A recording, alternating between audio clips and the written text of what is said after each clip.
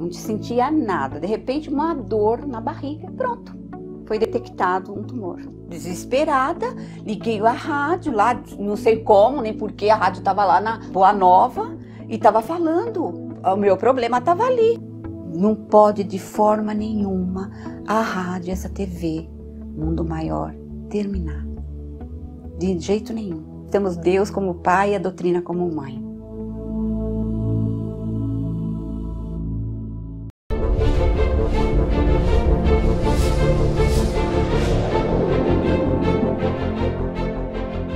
Olá, meus queridos irmãos, é com muita alegria que iniciamos mais um programa Abrindo a Bíblia na TV e ainda vamos continuar respondendo o e-mail de Elza Oliveira Vander, da cidade de Teófilo Otoni, Minas Gerais, que pede que a gente fale sobre os autores dos livros da Bíblia, que ela conhece alguns e ela gostaria de saber todos. Excelente pergunta, Elza, porque para não ser pessimista com você, muitos livros da Bíblia ninguém sabe quem é o autor. Aí é que a coisa fica ainda mais difícil da gente superar algumas dificuldades, não é isso? Nós vamos falar disso com um pouco mais de profundidade, mas só para seu entendimento, a gente sabe que os primeiros 5 livros da Bíblia foram escritos por Moisés. O final, que eu já falei no programa anterior, alguns capítulos, ou pelo menos o capítulo 34 que narra da morte de Moisés na sua subida ao Monte Nebo, onde ele vê tudo, Deus mostra toda a terra prometida e não permite que ele entre. Então, os livros históricos, ou seja, Josué, que é a sequência do Pentateuco, né? Juízes, Ruth, os 2 livros de Samuel, os 2 livros dos reis, os 2 livros das crônicas, o Paralipômenos, que é também o nome que chama o livro das crônicas, os livros de Esdras e Neemias, os 3 livros de Tobias, Judite e Esté, e por fim o livro dos Macabeus.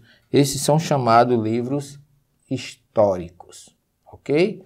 Todos esses que eu falei agora são chamados livros históricos.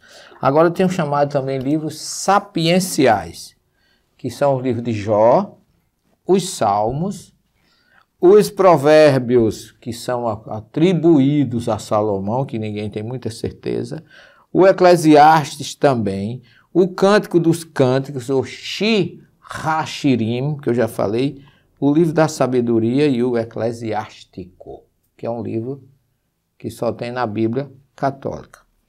Os livros proféticos, designados pelo nome dos profetas, Isaías, Jeremias, ao qual se acrescentam as lamentações, referente a Jeremias e Baruque, Ezequiel, Daniel, Oséias, Joel, Amós, Abdias, Jonas, Miqueias, Naum, Abacuque, Sofonias, Ageu, Zacarias e Malaquias. Esses são os livros da chamada Primeira Revelação, ou Brit Rishon, ou Primeira Aliança, que nós conhecemos. Eu queria mais justificar aquilo que a gente falou no programa passado, como diz assim, que a divisão a que se refere o Divino Mestre Jesus, Jesus fala em Mateus, por exemplo, 5,17, que ele não veio destruir a Torá nem os profetas. Então, essa revelação de Jesus, que muitos traduzem como lei e o profeta, esta coleção já estava concluída no 2º século, antes da nossa era. Nessa mesma época, os judeus já estavam em parte dispersos pelo mundo além, pela chamada Galute, o exílio e outros. Uma importante colônia judaica viviam no Egito, nomeadamente em Alexandria, que eu estive lá, tive o prazer de visitar ali a antiga Farol, a região do Farol, hoje é uma península ali, a Biblioteca de Alexandria, onde se falava comumente a língua grega. E a Bíblia foi então traduzida para o grego e alguns escritos recentes lhe foram acrescentados sem que os judeus de Jerusalém o reconhecessem como inspirados. Então é esses livros que eu queria dizer para vocês, que são os livros de Tobias, Judite, alguns suplementos do livro de Daniel e de Esther, o livro de sabedoria do Eclesiastes, Baruque e a carta de Jeremias, que se lê no último capítulo de Baruque, e que a igreja cristã, aqui também primeiro e segundo livro dos Macabeus, que a igreja cristã admitiu como inspirado da mesma forma que os outros livros. Igreja cristã, aqui leia-se, igreja católica, primitiva, depois do concílio de Niceia, que foi ali que se estabeleceu os livros, os 27 livros do Novo Testamento. Aí ele diz assim, no tempo da Reforma, os protestantes, ali no século XVI, depois de terem hesitado por algum tempo, decidiram não mais admiti-lo nas suas Bíblias, pelo simples fato de não fazerem parte da Bíblia hebraica primitiva. Mas até aí, no início, eles aceitaram. Mas isso gerou a diferença que ainda hoje existe entre as edições protestantes e as edições católicas, como eu já falei, com 73 livros, enquanto a protestante tem 66. Ok? Muito bem. Continuando aqui ainda, os 27 livros do Novo Testamento começou-se a formar-se na segunda metade do primeiro século da nossa era. Os primeiros escritos do Novo Testamento, considerado o mais antigo documento do Novo Testamento, são as cartas de Paulo aos Tessalonicenses, escritas na cidade de Corintos, lá na Grécia. Aí na península de Peloponnésio, onde nós estivemos agora não faz muito tempo. Fizemos uma visita lá, revivemos e revisamos esses conceitos. E aí esses 27 livros, o primeiro são os livros de Paulo, mas no livro de Atos, capítulo do livro de Atos, primeiras comunidades de Jerusalém, já existia uma obra que fazia parte do início do cristianismo, que chama-se Catecismo Apostólico, que eles criaram com 16 capítulos para os primeiros cristãos terem acesso a ela, que é conhecida essa obra com o nome de Didaquê, que significa ensinamento. Daí vem a palavra didática. Então essa obra foi retirada do cano e hoje ninguém fala, eu até traduzi já, eu não, o professor Fabrício aqui da universidade, e nós publicamos junto com os nossos trabalhos lá da universidade. Então, os 27 livros são assim distribuídos. Os 5 livros históricos, que são os Evangelhos, Mateus, Marcos, Lucas e João, e o livro de Atos, que são considerados, embora muita gente não considere os Evangelhos um livro histórico. Ele fala de Jesus, mas não é um livro, como é que eu diria, consideravelmente histórico. Ele tem muita história, tem muita coisa, mas essa classificação é uma classificação mais didática.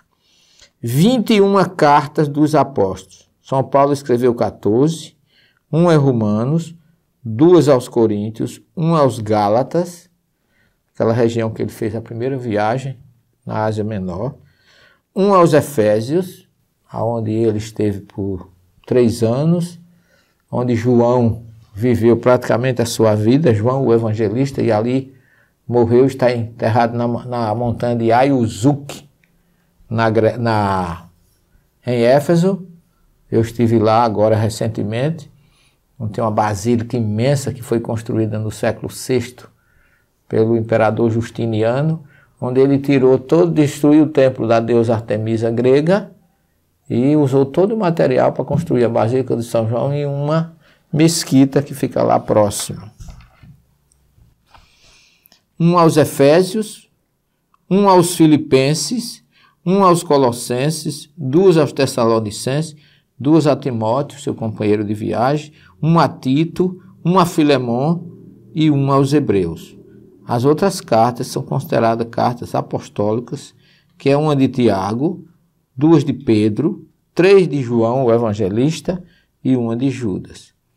E ainda temos um livro profético, que é um livro escatológico, que é o Apocalipse de João, escrito, recebido na ilha de Patmos, na ilha vulcânica do Mar Egeu, recebido mediunicamente através da audiência, da visão, e escrita pelo seu grande companheiro de trabalho, Prócoro, que viveu com João lá na ilha.